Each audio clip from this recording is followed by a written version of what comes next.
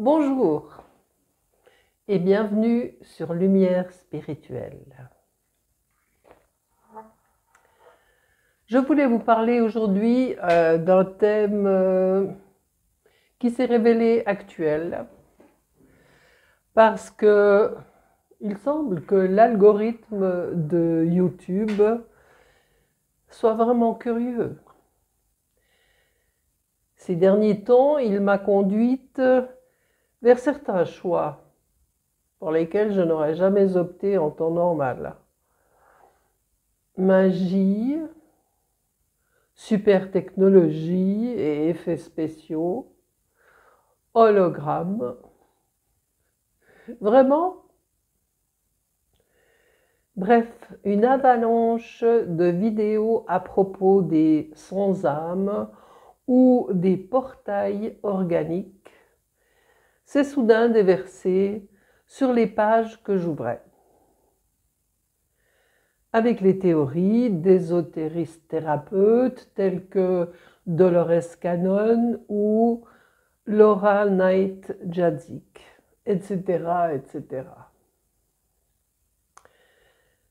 J'en avais entendu parler, oui, bien sûr, mais sans y attacher beaucoup d'importance, il me semblait fort improbable que des êtres non pourvus de conscience puissent se cacher parmi les êtres humains et y jouer des rôles crédibles.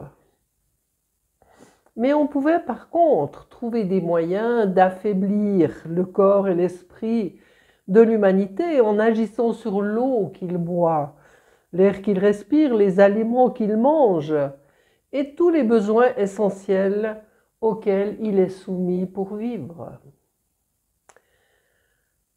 Le génome humain a dégénéré du fait de l'environnement toxique. Les maladies physiques et psychiques se multiplient et beaucoup d'êtres humains sont spirituellement endormis car ce qu'il reste de leur corps psychique est vraiment abîmé. Ils sont ainsi dans l'incapacité de construire une vraie personnalité humaine. Et de ce fait, ils peuvent être très facilement vampirisés par les êtres des ténèbres. Si c'est cela, les sans-âme, alors oui, mais c'est juste une question de sémantique. Les hologrammes ou figurants de Madame Cannon qui disparaissent lorsqu'on ne les regarde plus, tout comme les entités holographiques des extraterrestres psychiques de Cassiopée relayées par Madame Knight Jadzik sont assez comiques. Mais toutes les notes sont nécessaires pour la musique. Je vous ai déjà parlé du plan de secours dans lequel nous vivons. C'est un plan qui n'était pas prévu à l'origine. En plus de figer une partie de l'humanité originelle dans le temps et dans la matière, cette catastrophe a provoqué également ce que l'Écriture sainte a appelé la chute des anges rebelles. Comme je ne m'intéresse pas suffisamment à cette partie de notre héritage commun, je n'ai jamais vraiment approfondi. Mais l'époque actuelle me force à le faire. Vous le savez peut-être, mais il est impossible de détourner une création divine. Une fois la création faite, elle vit, elle existe pour l'éternité dans son plan de manifestation. Et si c'est une entité supérieure, Elle peut choisir les choses selon son libre arbitre, pour le bien et pour le moins bien. Cela explique sans doute la chute des anges, sans expliquer le pourquoi, qui reste pour moi toujours un mystère complet. Mais c'est pour cette raison-là que les âmes des humains de la terre sont mortelles et que nous vivons dans le temps. Je veux dire par là que si nous ne vivions pas dans le temps, notre humanité originelle ainsi que les anges tombés resteraient déchus et figés à tout jamais, ce qui n'est évidemment pas souhaitable. Dans un monde en constante évolution, tel que le nôtre, il y a une certaine marge manipulable, une certaine élasticité de la chose créée, ce qui apporte également des changements dans la possibilité de rédemption des âmes et des corps. Toutefois, il y a des êtres qui ne désirent pas retourner au plan divin et qui ont trouvé le moyen de rester de manière plus ou moins statique dans le temps. Je veux dire par là qu'ils ont trouvé le moyen de ne pas se réincarner et de séjourner dans le domaine de passage des morts. Les êtres des ténèbres ou entités supérieures tombées utilisent cette possibilité. Il reste toutefois le problème de leur corporéité incomplète, car pour être où ils ont dû s'incarner au moins une fois et déposer leur corps. C'est là que l'humanité, incarnée en ce moment sur la Terre, joue un rôle primordial. Si vous me passez l'expression, elle joue le rôle de vache à lait. Mais cela ne change absolument rien dans les intentions de la conscience universelle. Tous ceux qui sont morts et puis revenus le disent. Il ne leur est rien arrivé de grave de l'autre côté. Mais beaucoup d'entre eux ont éprouvé un calme infini et un amour qui dépasse tout ce qu'ils connaissaient. Donc, de même que la vie sur Terre est une illusion, le mal est également une illusion. Ne pas répondre à ces tentations ou ces vains simulacres nous permet de nous distancer et de viser le chemin de retour vers le plan divin et de faire d'une âme et d'un corps mortel, par la transfiguration, le vêtement parfait prévu à l'origine. Pour moi, je pense être né pour solutionner les différents problèmes de ma vie. Et c'est cela qui va avoir notamment une quelconque incidence sur l'humanité globale. Car la séparation des êtres n'existe pas. Oui, je publie des vidéos, mais toute chose pensée ou dite, ou même émise de quelque manière que ce soit, se retrouve dans l'inconscient collectif. Rien ne se perd jamais. Et si l'on est éveillé, si l'on dispose bien des qualités qu'il faut pour en prendre connaissance, notre intuition peut le capter, et ceci pour l'éternité du temps. Sinon, eh bien, il n'y aurait pas d'évolution possible.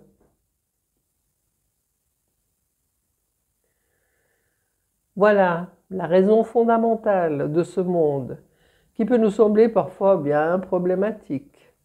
il nous retire passagèrement du monde parfait pour nous placer dans un monde expérimental et évolutif.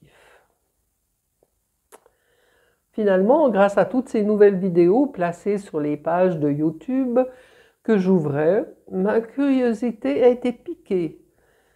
Et c'était une époque curieuse, un passé très récent, où j'avais en plus l'impression de vivre des hauts et des bas énergétiques avec l'intuition que l'actualité du monde y était connectée d'une certaine manière. J'ai donc passé beaucoup de temps à observer, perché sur mon observatoire virtuel, pour essayer de décoder le chemin que prenait l'événementiel de la planète Terre et de son humanité.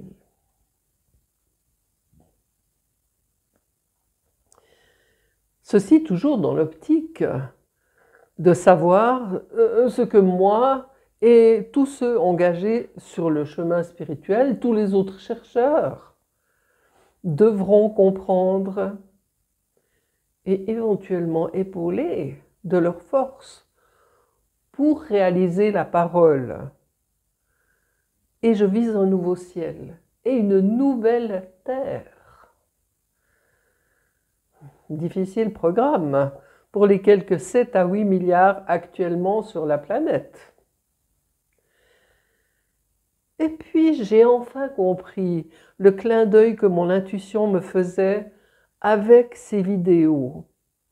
Et tout ceci allait me décharger d'un souci notoire. Car ce qui me semblait ardu, voire carrément impossible, était de créer une compréhension spirituelle harmonieuse, avec un large pourcentage de population pour qui la recherche spirituelle est comparable à la recherche du Dahu.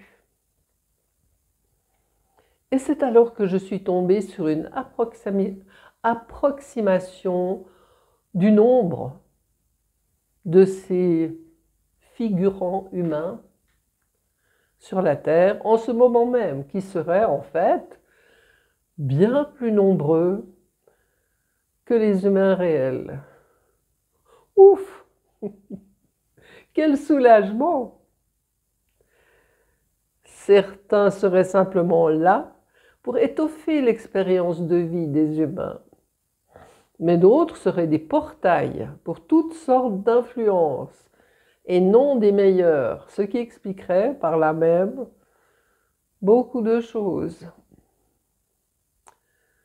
Bon, je suis toujours assez dubitative sur la question des figurants de Madame Cannon, dont les visions ont été réalisées grâce à l'hypnorégression. Mais il est vrai que les histoires de vampires ne sont pas nouvelles. Et sauf erreur, il est bien question dans l'humanité d'anges déchus et autres entités devenues la part obscure du monde. Il y a sans doute une petite vérité dans ces visions. Moi-même, je ne suis pas thérapeute et j'évite les procédés d'hypnose, quels qu'ils soient, car la seule chose qui doit pénétrer en nous, c'est la lumière de Christ. Revenu sur les nuées, c'est alors que nous devenons des porteurs de lumière et que nous pouvons comprendre l'indicible et gravir les octaves du chemin spirituel. Pour ce qui est de la nouvelle terre, Madame Cannon propose l'éventualité de la séparation en deux de l'actuelle, comme pour les cellules du corps humain. Pour ma part, je pense que le plan divin, qui est connecté à la conscience universelle, peut, en qualité de créateur, créer, ma foi, tout ce qui lui chante.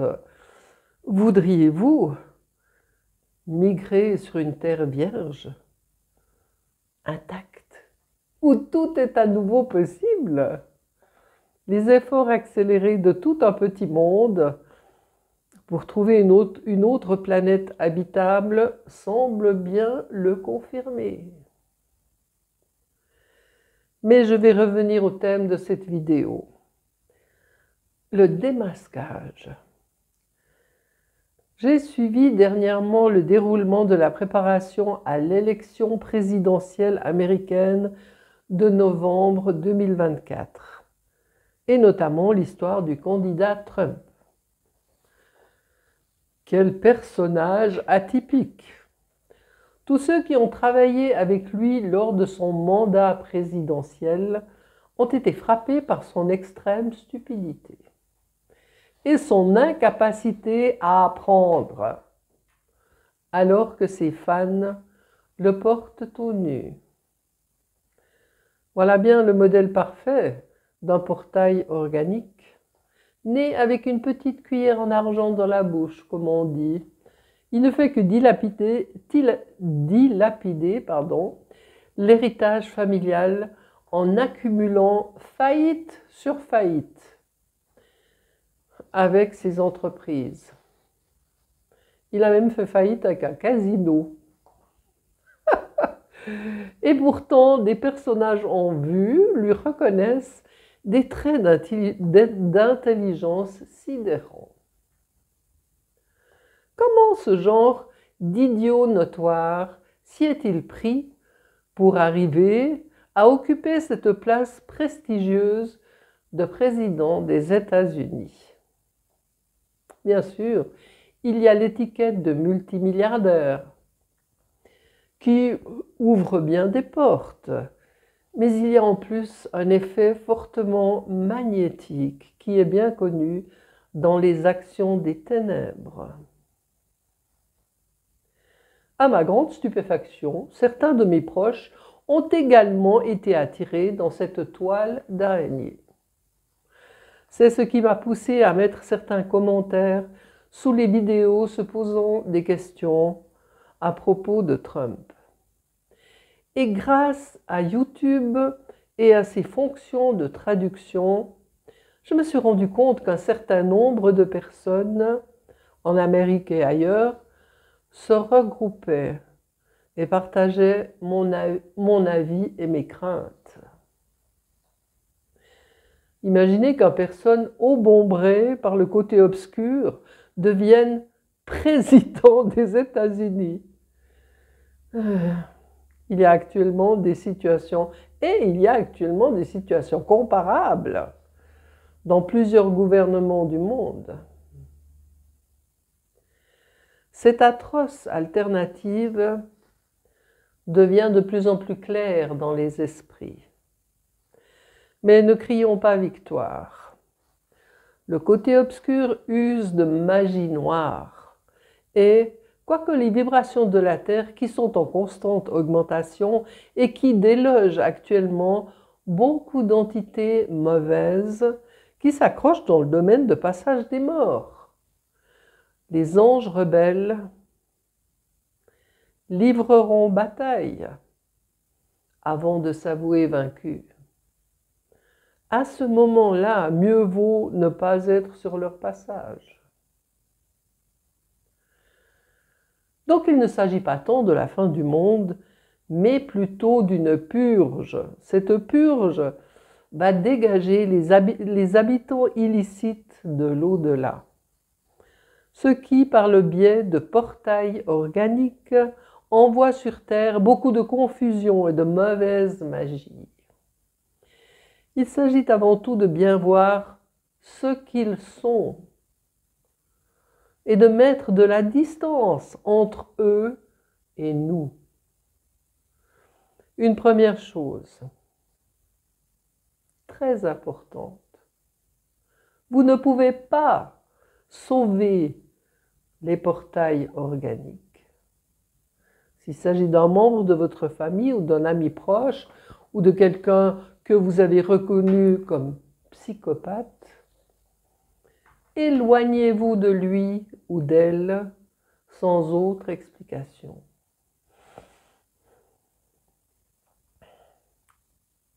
Voilà, chers amis, ce que je voulais vous dire. Somme toute, le futur n'est pas aussi menaçant que nous l'avions craint. Il ne faut pas tomber dans les attrape-nigauds, genre je vais sauver le monde et le débarrasser de tout le mal. L'amour divin protège tout ce qui est conscient. Et la menace ne se trouve pas à l'extérieur. Là, c'est juste la scène de la pièce qui se joue. La menace, c'est de ne pas comprendre où se trouvent les enjeux et d'ouvrir la porte de son être intérieur, de laisser entrer ce qui ne doit pas. Je vous souhaite chance et réussite dans vos entreprises personnelles. Nous sommes tous un dans l'inconscient collectif et l'intuition du cœur nous permet de nous élever. En faisant ce que l'on souhaite profondément et sincèrement, on aide vraiment à l'ensemble. À bientôt, chers amis chercheurs, dans une nouvelle vidéo de lumière spirituelle.